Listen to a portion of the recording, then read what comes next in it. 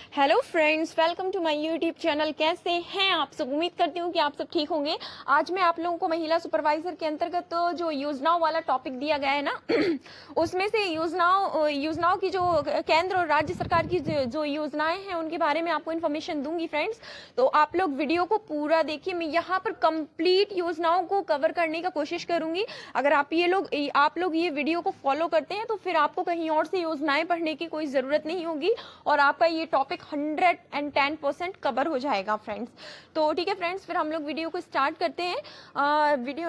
लेकिन उससे पहले मेरी आपसे एक विनती है कि अगर आपको वीडियो अच्छी लगे तो प्लीज़ वीडियो को लाइक, शेयर और चैनल को सब्सक्राइब करना मत भूलिए और एक कमेंट जरूर कर दीजिए, क्योंकि आपका एक एक कमेंट हमारे लिए बहुत ही इंपॉर्टेंट होता है। ठीक है फ्रेंड्स, तो फिर चलिए हम वीडियो को स्टार्ट करते हैं। तो ये जो केंद्र सरकार के द्वारा संचालित जन कल्याणकारी योजनाएं हैं, इसमें जो पहली है प्रधानमंत्री जन आरोग्य योजना। तो इस योजना से जो संबंधित जानकारी है, आयुष्मान भारत के द्वारा घटक प्रधानमंत्री जन आरोग्य योजना, जिसे लोग PMJ के नाम से जानते हैं। तो ये सभी को पता है, ये हेल्थ के हिसाब से बनाई गई थी योजना, जो कि 23 सितंबर 2018 को शुरू की गई थी। इसका उद्देश्य जो था, प्रति परिवार प्रति वर्ष 5 लाख रुपए तक का मुफ्त इलाज किया गया था। आप लोगों का वो बना था ना आयुष्मान कार्ड, सभी का बना होगा आज के टाइम पे। तो वो जो योजना थी ना, वो इसी में से निकल कर आई थी। इसी योजना को कहते हैं योजना जो है ना, प्रधानमंत्री जन आरोग्य योजना। इस योजना को पहले राष्ट्रीय स्वास्थ्य योजना के नाम से जाना जाता था। पूर्ववर्ती राष्ट्रीय योजना, जिसका प्रमोशन 2008 में हुआ था, तब PMJ में किया गया। इसलिए PMJ के तहत उन परिवारों को भी शामिल किया गया जो राष्ट्रीय स्वास्थ्य बीमा योजना में उल्लेखित थे।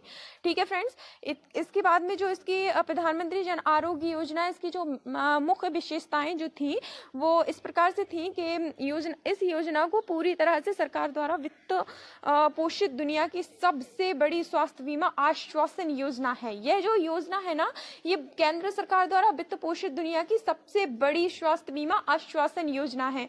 यह योजना भारत में सार्वजनिक व निजी सूचीबद्ध अस्पतालों में माध्यमिक और तृतीयक स्वास्थ्य उपचार के लिए प्रति परिवार प्रति वर्ष 5 लाख रुपए तक की, जैसे कि हमने आपको बताया कि इसमें 5 लाख रुपए तक का जो इलाज होता है ना, वो आपको बिल्कुल ही फ्री दिया जाएगा इस योजना के तहत।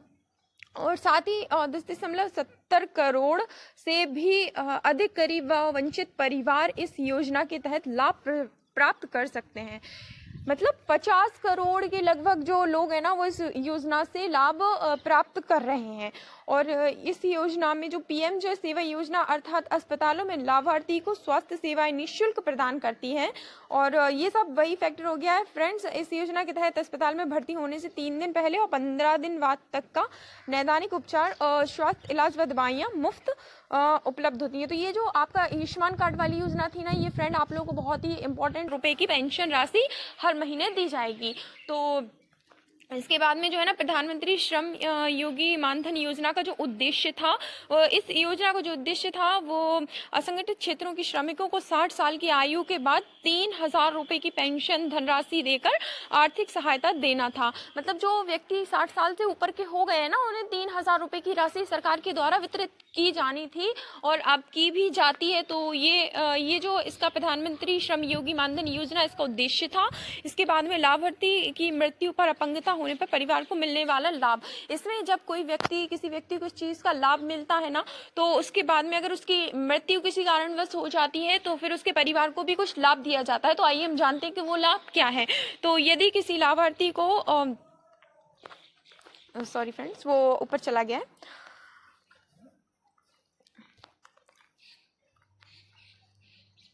तो ये जो है ना, उस स्थिति में लाभार्थी के पत्नी या पेंशन को मतलब 50% हिस्सा प्रदान किया जाता है। फॉर एग्जांपल, अगर आपको 3000 रुपये, मतलब उस व्यक्ति को 3000 रुपये मिल रहे हैं, तो उसकी पत्नी को 1500 रुपये दिए जाएंगे। 50% हो जाता है ना उसकी जो मिल रही थी उसको पेंशन। उसके बाद में यह पेंशन केवल लाभार्थी के पत्नी को ही प्रदान की जाएगी। इसके अलावा यदि लाभार्थी द्वारा नियमित अंशदान दिया जाता है और इस योजना के अंतर्गत अपना योगदान जारी रखने में असमर्थ है तो इस स्थिति में उसके पति या पत्नी नियमित रूप से भुगतान करके योजना का लाभ प्राप्त कर सकते हैं। ठीक है फ्रेंड्स, उसके बाद में ये जो है ना मानधन योजना के जो लाभ हैं वो देखते हैं हम।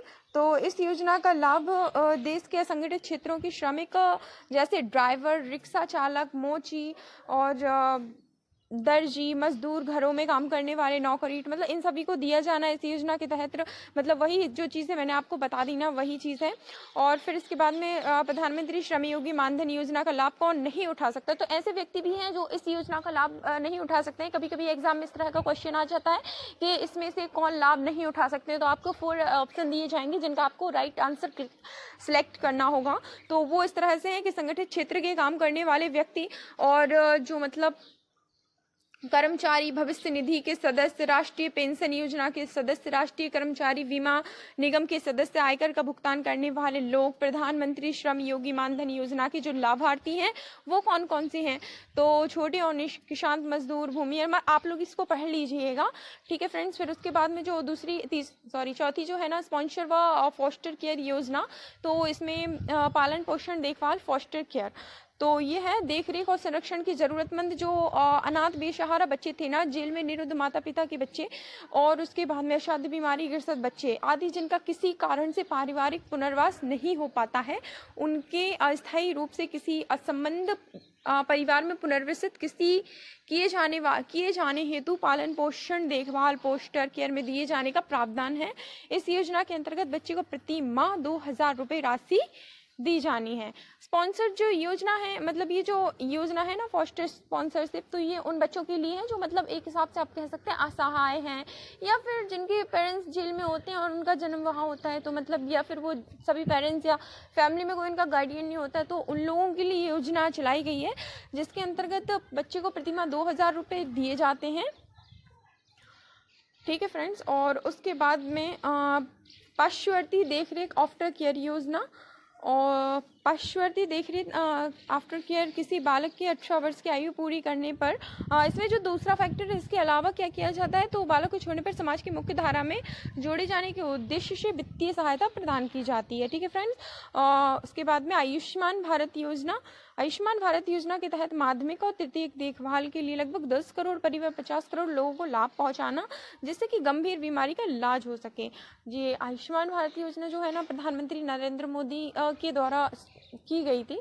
सॉरी फ्रेंड्स, मैंने ये आयुष्मान को जन आरोग्य से जोड़ दिया था, वो दोनों अलग अलग हैं, तो प्लीज़ आप लोग कंफ्यूज मत होइएगा।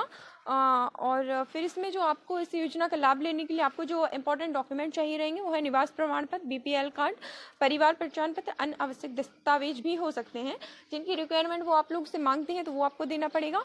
इसमें जो देय लाभ है, परिवार गरीबी रेखा के नीचे जीवन यापन करने वाले परिवार को 5 लाख तक स्वास्थ्य बीमा का लाभ मिलेगा इस योजना में जो लाभ होता है ना। फिर उसके बाद में प्रधानमंत्री और समृद्धि सुकन्या योजना का उद्देश्य क्या है, तो बेटियों के भविष्य के लिए प्रधानमंत्री समृद्धि सुकन्या योजना, ये मतलब केंद्र सरकार के द्वारा स्टार्ट की गई बच्चियों के भविष्य के लिए जो योजना, ये बहुत ही इंपॉर्टेंट योजना है। जिस तरह से मध्य प्रदेश में लाडली लक्ष्मी योजना है, उसी तरह से ये प्रधानमंत्री सुकन्या समृद्धि योजना है। तो इसमें जो है ना मतलब आप अपनी 10 साल तक की बेटी के लिए यह खाता खुलवा सकते हैं। इसमें मतलब आपको बैंक में एक खाता खुलवाना होता है जिसमें आपको कुछ पैसे जमा करने होते हैं, जिसमें वर्तमान में 8.81% सालाना ब्याज मिल रहा है आपको, मतलब 8 पॉइंट तक आपको इसमें जो इंटरेस्ट है ना वो मिलता है, और फिर जो GPF के मुकाबले अधिक है। ठीक है, पात्रता की शर्तें, यह आप यह खाता तभी खुलवा सकते हैं जब आपकी लड़की प्राकृतिक या वैदिक अभिभावक हो, आप एक बेटी के नाम ऐसा एक खाता खुलवा सकते हैं। ठीक है, आवेदन कैसे करें, सुकन्या समृद्धि अकाउंट खुलवाने का फॉर्म, बच्ची का जन्म प्रमाण पत्र जमा करता माता या पिता, मतलब जो होते हैं ना, तो उसको आवेदन करने की एक प्रक्रिया है। उसके बाद में इसमें जो लाभ दिया जाता है वो उस प्रकार से है कि मतलब वो 18 साल के होने के बाद इस खाते से पैसे, मतलब जो PF से जो आपको PF होता है ना उससे भी ज़्यादा अधिक इंटरेस्ट मिलता है। साथ ही 18 साल की जब वो लड़की हो जाती है तो इस पैसे को वो उनके गार्डियंस निकाल सकते हैं फॉर लड़की के फ्यूचर के लिए। फिर उसके बाद में योजना को जो लाभ प्राप्त करने की प्रक्रिया या विधि है, वो आप पढ़ लीजिए फ्रेंड्स। और फिर योजना का लाभ प्राप्त करने की कुछ शर्तें भी हैं, जैसे कि आवास हेतु सामाजिक आर्थिक एवं जाति जनगणना 2011 की आवास की पात्रता सूची में दर्ज हो तथा ग्राम सभा द्वारा सत्यापित सूची की वरीयता क्रम में नाम हो एवं हितग्राही का नाम शासन द्वारा जारी आपत्तिता के 13 बिंदु के अंतर्गत ना आता हो। ओके फ्रेंड्स, इसके बाद में जो योजना है नेक्स्ट वो है राष्ट्रीय ग्रामीण स्वरोजगार गारंटी योजना। इसके अंतर्गत आपको योजना से संबंधित जो जानकारी है वो है आवेदन पंजीयन ग्राम पंचायत में किया जाता है इस योजना का। और मतलब ये ग्रामीण स्तर पर चलाई जाने वाली रोजगार के लिए योजना है। और योजना का लाभ प्राप्त करने की प्रक्रिया इसको आप पढ़ लीजिए फ्रेंड्स। और इसमें जो लाभ मिलता है ना, इसकी शर्तें क्या हैं।